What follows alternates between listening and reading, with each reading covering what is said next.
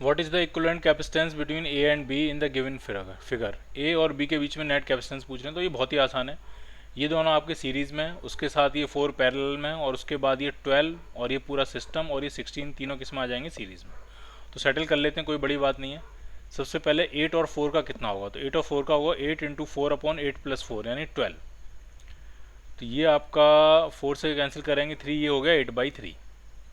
अब 8/3 और ये 4 पैरेलल में है, तो इनका कितना हो जाएगा, तो सीधे +4 कर देंगे, तो ये आपका आ जाएगा 20/3। ठीक, सीधे कितना आ जाएगा 20/3। अब 20/3 और 12 और ये 16 आपके सीरीज़ में है, तो नेट कैपेसिटेंस आपका आएगा 1/12 प्लस 1/16 प्लस 1/20/3। तो 20 नीचे आएगा और 3 ऊपर आ जाएगा, तो ये आपका आएगा 1/C नेट। अब हम इसका एलसीएम ले लेते हैं।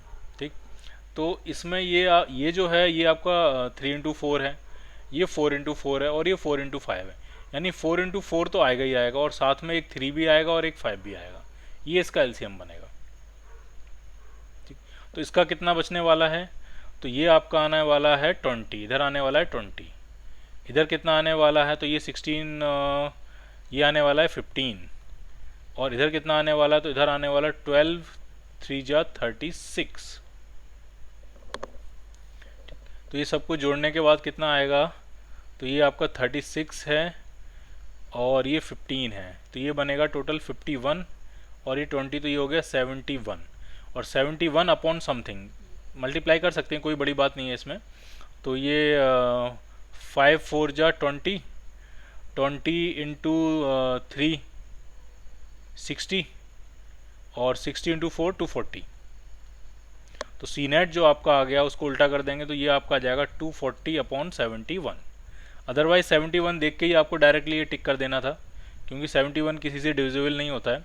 71 अगर आ गया है तो वो रहेगा वहाँ। ठीक है, so your answer is D part.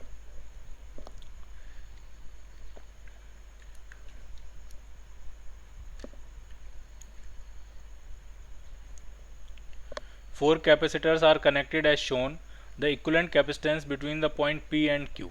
P और Q के अक्रॉस नेट कैपेसिटेंस आपसे पूछ रहे हैं। 4 कैपेसिटर हमने कनेक्ट किए हैं, तो ये 1 1 1 इन तीनों का हो जाएगा 1/3, और 1/3 प्लस 1, तो ये हो गया 4/3। सो your answer is D part.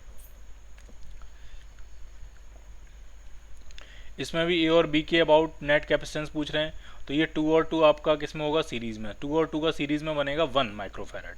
अब ये 1 माइक्रोफैरड और ये वाला 1, ये दोनों पैरेलल में आ जाएंगे, तो ये 2 माइक्रोफैरड हो जाएगा।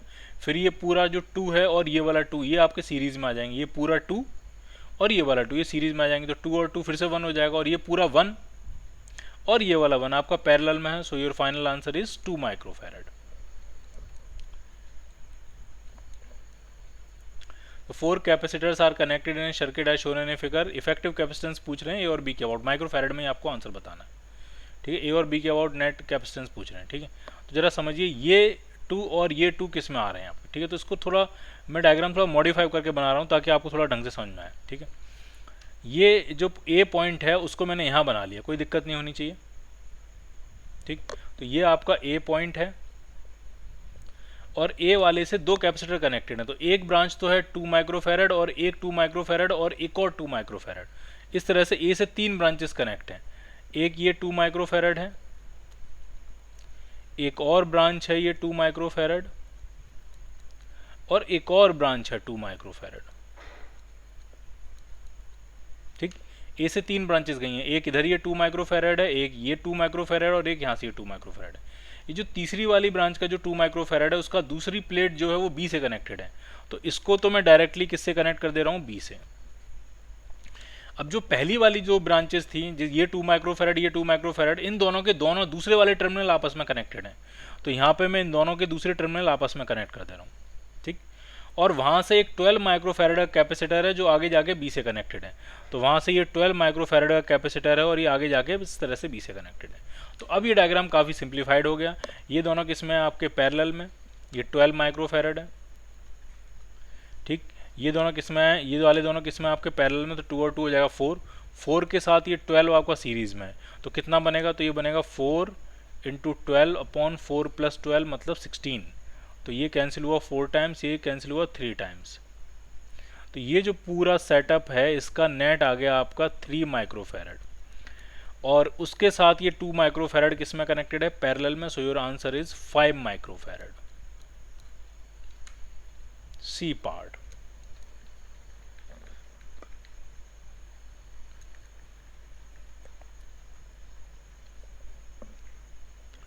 इन the given network capacitance C1 जो है वो 10 माइक्रोफैरड है, C2 5 है, C3 4 है।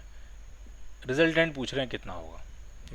तो ये दोनों आपस में किस में कनेक्टेड हैं, पैरेलल में, और उसके साथ ये किस में कनेक्टेड है, सीरीज में। ए को यहाँ ना बना के, यहाँ ना दिखा के, हम ए को यहाँ दिखा सकते हैं, ये ए। तो ये दोनों किस में पैरेलल में, उसके साथ ये सीरीज में। तो ये 10 है और ये 5 है, तो पैरेलल में कितना हो गया 15, और 15 के साथ ये 4 जो है वो आपका सीरीज में। तो नेट आंसर 4 से भी कम आने वाला है, ठीक है। तो 4.7 तो नहीं बनेगा। सॉल्व कर लेते हैं कितना आएगा, तो नेट आंसर आएगा 4 × 15 अपॉन 4 + 15 दैट मीन्स 19। तो ये ऊपर हो जाएगा 60 और नीचे हो जाएगा ये 19। अगर 19 की जगह यहाँ 20 होता तो आंसर 3 आ जाता, और ये 19 है तो 3 से थोड़ा सा ज़्यादा आएगा। So your answer is B part. The equivalent capacitance between point A and B is, A और बी के और नेट कैपेसिटेंस पूछ रहे हैं। तो ये दोनों किस में आपके पैरेलल में, तो 1/2 हो गया, ये 1/2 हो गया, 2 1 2 ये सीरीज में। तो नेट आंसर आया 1/2 + 1/1 + 1/2, ये है 1/c नेट। तो ये सब कुछ सॉल्व करके आ जाएगा 2 = 1/c net. So c net is equal to 1/2 microfarad. Hence your answer is D part।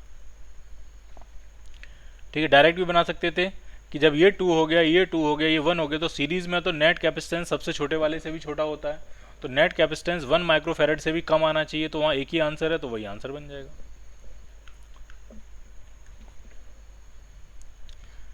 The capacitance between points A and B in the given circuit, A और बी के about net capacitance. तो बहुत आसान है, ये दोनों parallel में, तो 1.5 और 1.5 पैरेलल में 3 हो जाएगा, तो 3 3 3 ये तीनों सीरीज में।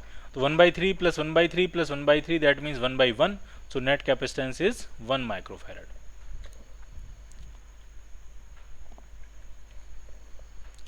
ये भी बहुत आसान है, ये दोनों किसमें पैरेलल में, तो C और C का हो जाएगा 2C, 2C और C सीरीज में, तो इनका कितना हो जाएगा, तो इसका हो जाएगा 2C × C upon 2C + C मतलब 3C। तो ये हो गया 2C/3। तो ऊपर वाली ब्रांच का हो गया 2C/3, और नीचे एक और C पैरेलल में है, तो नेट हो जाएगा +C। So your answer is 5C/3, C part. There are 7 identical capacitor, the equivalent capacitance when they are connected in series is C।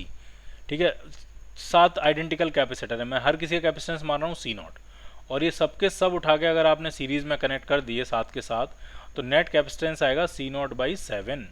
अगर n कैपेसिटर्स होते हैं, सारे आइडेंटिकल होते हैं, सीरीज में कनेक्टेड हैं, तो नेट आंसर होता है C/n। तो यहाँ C0 वाले हैं, तो ये हो गया C0/7, और इसकी वैल्यू आपको दी है C। तो यहाँ से C0 कितना आ गया, तो वो 7C के बराबर आ गया, यानी हर एक कैपेसिटर 7C के बराबर है। अब पूछ रहे हैं कि अगर इन सबको हम पैरेलल में कनेक्ट कर दें तो क्या होगा। तो पैरेलल में अगर कनेक्ट करेंगे तो जो C नेट आएगा वो C0 + C0 + C0 यानी 7C0 के बराबर होगा, और C0 खुद 7C के बराबर है, तो ये 49C के बराबर हो गया। सो your answer is D part.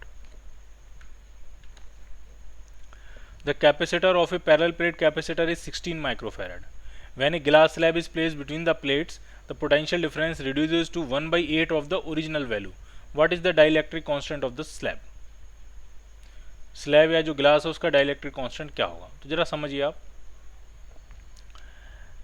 अगर एक चार्ज कैपेसिटर है और बैटरी नहीं होगी तभी पोटेंशियल ड्रॉप होगा, पोटेंशियल जो है, पोटेंशियल डिफरेंस जो है वो कम होगा। तो जो पोटेंशियल डिफरेंस होता है वो Q/C के बराबर होता है।